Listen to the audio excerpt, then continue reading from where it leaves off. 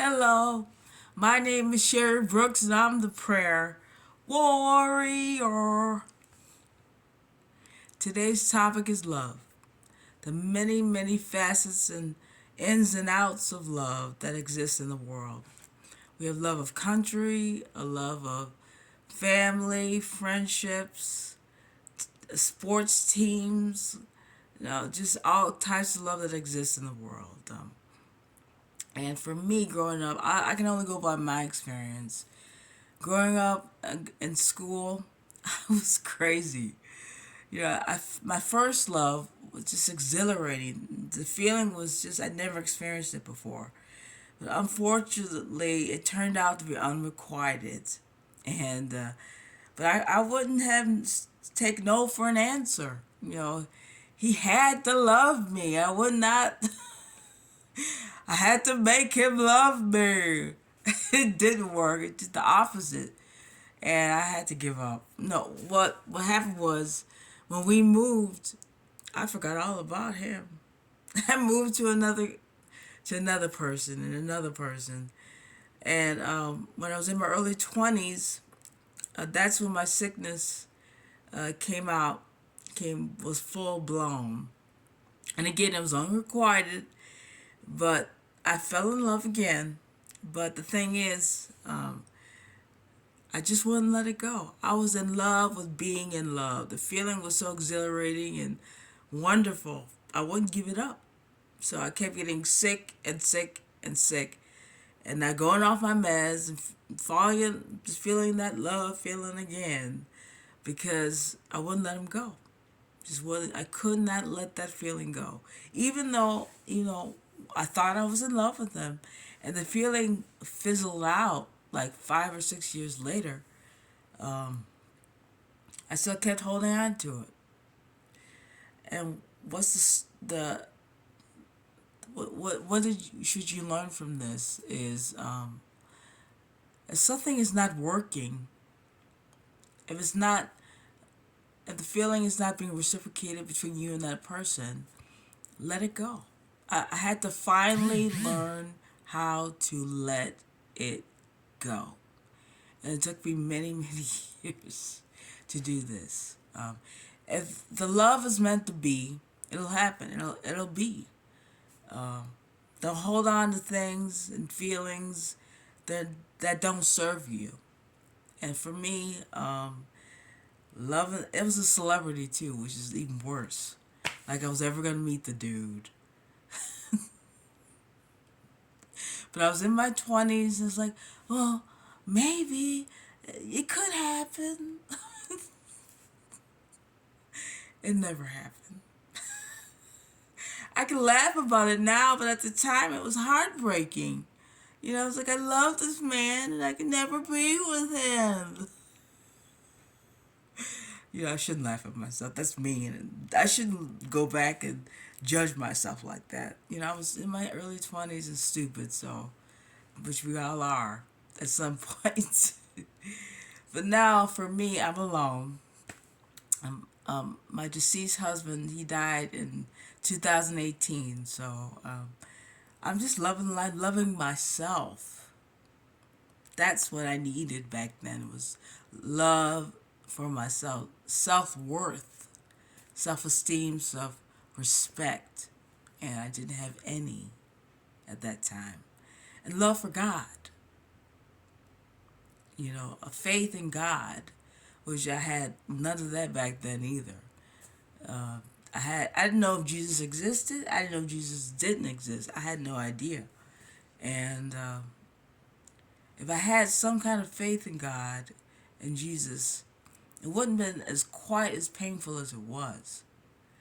It wouldn't nearly have been as painful. But the husband that I told you that died when 2018, I married him in 2017. We had been together for 19 years, long time. And one time in 2001, we'd been together for a while by then. He told me, he said, Sherry, it's not gonna happen with that dude. Okay, he doesn't want you. He's not coming back. You're not gonna meet him. And Something clicked. It was like, you know what, he's right. It's not gonna happen. Which I'm glad it didn't, because he's married, he's got two kids, and he's happy. And I'm happy for him. Shoot, I don't care. I'm not gonna tell you who it was, so don't ask me. Cause my doctors know. My family really knows who it was. But that's not the important thing about this. The important thing is, if something is not working, and like if you're in a bad abusive relationship over and over and over again, we need to do some stock and find out what the heck is going on with us, and realize if you keep repeating the same pattern, falling in love with the same type of dudes, it's something about you, not the guy, that needs to be corrected. And with my husband, Edward, every woman needs an Edward in their life. He was, I wasn't in love with him, you know, but he was my best friend, and he was all I thought I could have. I like, this is it. Being with a man I'm not in love with, being with a man that I'm not attracted to. So I'll just stay with this guy. I settle. Never ever settle. Don't think that who you're with is all you can have. It's not true. There are many, many good people out there. And if you pray and meditate and use the law of attraction to your benefit, you can have, there's many wonderful people out there. If you're a man or a woman or whoever, gay, straight, whatever. Um, there are good people out there. You don't have to settle for the person that you're with and think that's all you'll ever be able to attract. Uh, my husband that I was with for 20 years, um, he uplifted me, he empowered me, and he was a good man. I mean, he had problems. I'm not gonna go into that, but he had a lot of issues. But the one thing he did for me is make me strong as a woman. And so when I go into my next relationship, whenever that happens, I know I'll be prepared and I'll have self esteem. So if the relationship does fizzle and if the relationship doesn't work out, I'll be strong enough to let it go and move on to something else. I don't need to be in a relationship to be fulfilled. I don't need to be in a relationship to think I'm worth something. And that is the difference between when I was in my 20s and now at the age of 52. I don't believe that I need anyone for anything. I'm self sufficient. And if it's meant to happen for me to find somebody, I will. But Edward served a purpose in my life. And he put me through hell. It wasn't easy. But I benefited a lot from being with him all those years. And we should just think that romantic love is the only love that means something. I mean, friendships, relationships with family, friends. I just said friendship. Well, anyway, like I said, family is very, very important as well. And I just believe that self love is also the most important love you could have. And love for God. For me, my faith in God and Jesus is second to how I feel about my faith in myself, because God can tell me anything, they can tell me anything, and Jesus can try to guide me and tell me things, but if I don't have faith in myself that I can execute, it won't work. I was strong enough to go to California by myself, and that would not have happened without my faith in God and Jesus, and without Edward making me strong as a person as I am today. And for me, making myself strong, shoot. Um, Self love, it's not easy to attain self love. It takes a lot of self reflection. But a lot of people, a lot of suffering. I went through a lot of suffering in the early part of my life. A lot of suffering, a lot of heartache. But it was just me with my low self esteem. I don't blame anybody from me being homeless, or anybody from me going through all the things I went through. I had to go through those things to be who I am today. Just the experiences that I went through were necessary. And I don't blame, like I said, I don't blame anyone. I don't even blame myself. That's who I was at that time, was who I was. That's what you have to realize. You know, you may have done some stupid stuff, but that's where you were at that time in your life. And just don't be so hard on yourself. Just give yourself a break. You know, I haven't been one to do that growing up, but now I see clearly that I'm a good person, and I try to help people, give smiles and kindness to my customers and my associates, my managers.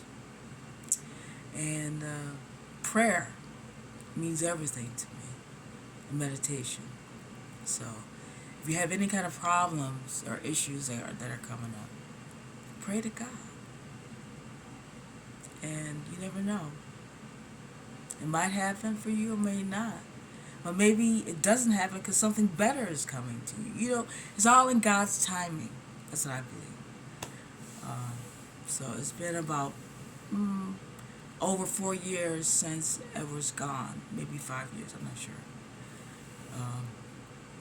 But I'm fine. I'm happy. I'm joyful with my life. And I'm alone. Physically. You know, there's no man in my life. So, and I don't need one. And you don't either. You don't need anybody but God and yourself, like I said. So I'm blessed. I always say to myself and my customers, I'm blessed by the best. And that includes God and myself. I don't believe that we're sinners.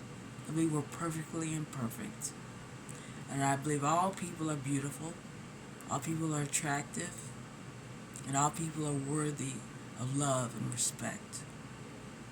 That's where I'm at in my life. And so, yeah. I'm very just joyful in my life. To be able to share my wisdom with you gives me joy. And I'm hoping that you can feel my joy, and it just comes out and I can give it to you. Okay, that's the end of this topic. And we'll talk about some things now. Please subscribe to my channel. Give me some likes. And if you want to talk to me, my email is this: Sherry, Sherry, Brad, B as in boy, R-A-D as in dog, VP, B as in ball, P as in Paul, 1967 at gmail.com. And we're going to do some prayers. With high self-esteem, high self-love, high self-respect, high self-worth, high self-confidence be with you.